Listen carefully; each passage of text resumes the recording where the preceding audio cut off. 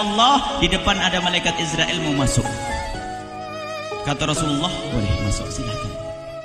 Kemudian malaikat Israel mengucapkan salam, dan setelah mengucapkan salam, malaikat Israel menawarkan, ya Rasulullah, aku disuruh oleh Allah untuk mencabut nyawamu atau membiarkan engkau. Dalam riwayat, aku disuruh oleh Allah untuk memberikan pilihan kepadamu, al-baqa' fid dunya, tetap di dunia, atau ar-rafiqul a'la, atau dengan Allah.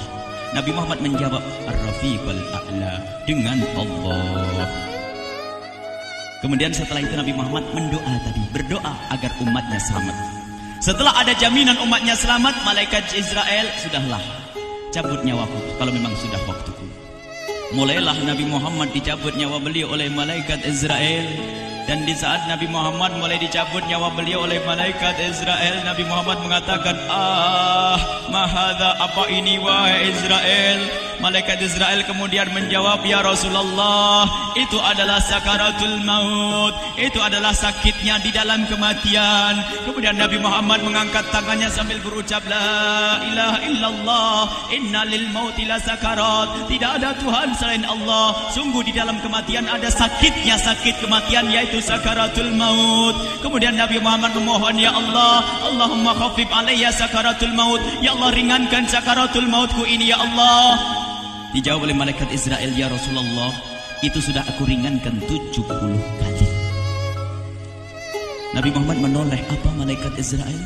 Sudah kau ringankan 70 kali keringanan? Iya ya Rasulullah, sungguh aku tidak pernah mencabut seorang hamba lebih lembut dari cara mencabut nyawamu.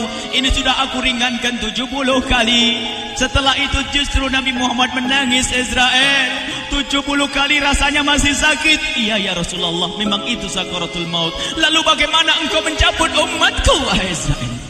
Allah, yang diingat siapa? Umat. Kalau engkau mencabutku dengan ringan seperti ini masih sakit, bagaimana engkau mencabut umatku, ya Israel? Dijawab oleh malaikat Israel, umatmu manusia biasa, ya aku cabut. Ya Rasulullah, begitu saja. Ya sudah, begitu. Nabi Muhammad menangis.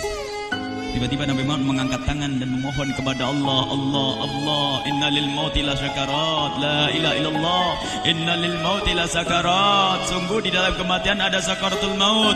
Allahumma khaffif ala ummati sakarat maut, ya Allah, ringankan dari umatku sakaratul maut, wa thaqqil alayya, dan bebankan kepadaku. Sampai tidak sadar doanya Nabi Muhammad seperti itu, thaqqil alayya, itu doa cinta. Seorang ibu yang pernah punya anak, tuh lihat kalau doa Rasulullah ini masih diragukan. Bagaimana Rasulullah bisa doa begitu? Itu bahasa cinta yang tidak bisa diterjemahkan dengan oleh akal.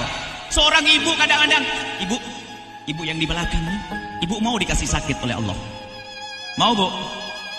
Ibu jauh sekali. Ibu mau dikasih sakit? Jawabnya tidak mau. Tapi suatu ketika seorang ibu melihat anaknya sakit, ngomong, sudahlah nak, jangan kamu yang sakit, biar ibu yang sakit. Ada atau tidak? Nah, kenapa ngomong begitu?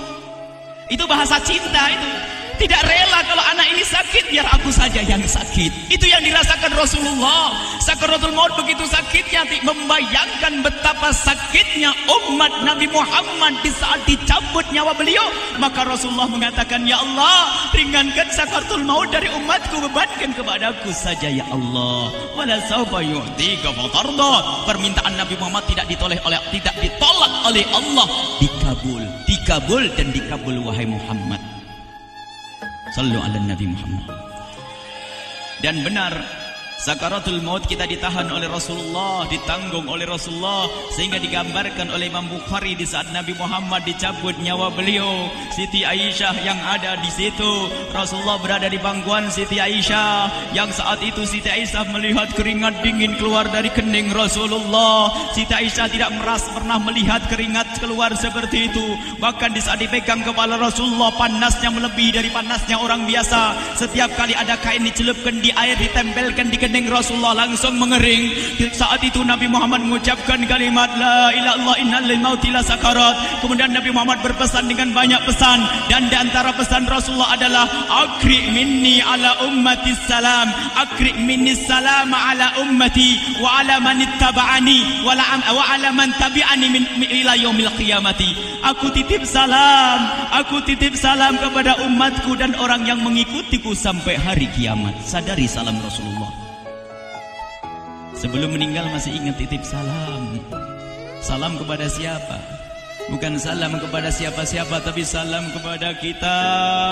Maka mari kita mengucapkan salam kepada Rasulullah, karena Rasulullah sudah salam duluan kepada kita. Mari kita sejenak bersalam kepada Rasulullah dan hadirkan Rasulullah ada di mata kita dan di hati kita. Mari kita bersama-sama mengucapkan salam. Assalamualaikum ya Rasulullah. Assalamualaikum ya Rasulullah. Assalamualaikum ya Habiballah. Assalamualaikum ya Nabi Allah. Rasulullah mengucapkan salam untuk kita. Dan di saat itu Rasulullah keringat dingin keluar, maka oleh Siti Aisyah diusap. Oleh Siti Aisyah diusap, bayangkan saat itu Nabi Muhammad di pangkuan Siti Aisyah dan diusap oleh Siti Aisyah. Siti Aisyah berkata, keringat Rasulullah mengucur deras hingga aku usap, dan aku usap dengan tangannya Rasulullah. Diusap dengan tangannya Rasulullah. Siti Aisyah memegang tangan Rasulullah sendiri yang digunakan untuk mengusap keringat Rasulullah. Sahabat bertanya, Aisyah, kenapa harus dengan tangan Rasulullah tidak dengan tanganmu? Lihat jawab Siti Aisyah, karena tangan Rasulullah lebih lembut dari tanganku. Sallu ala Nabi Muhammad.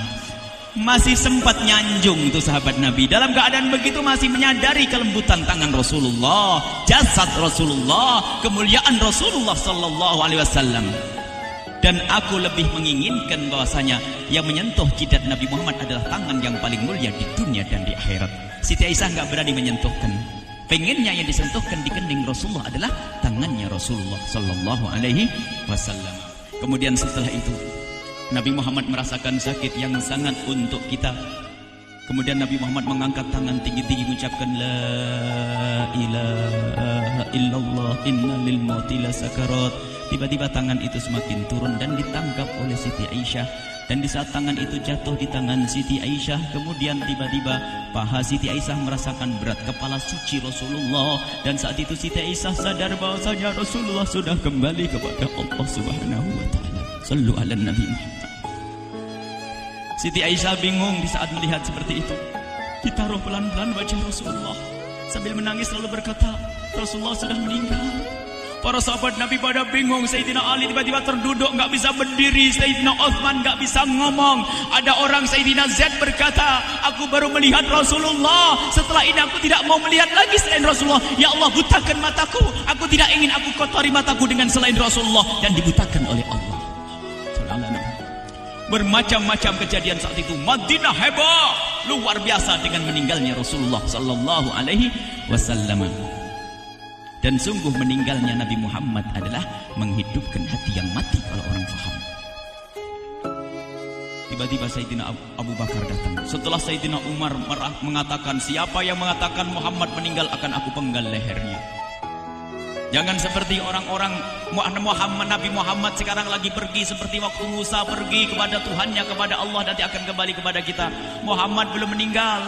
Ini adalah karena kecintaan Sayyidina Umar bin Khattab, tidak ingin Nabi Muhammad pergi. Tiba-tiba datang Sayyidina Abu Bakar As-Siddiq lalu masuk ke kamarnya Rasulullah, lalu masuk kepada Rasulullah, kemudian mengecup kening Rasulullah. Dan Sayyidina Abu Bakar berkata, ya Rasulullah, tikta hayyan wa mayyita. Ya Rasulullah, engkau tetap harum dalam keadaan hidup dan harum setelah meninggal dunia. Sallu ala Nabi Muhammad.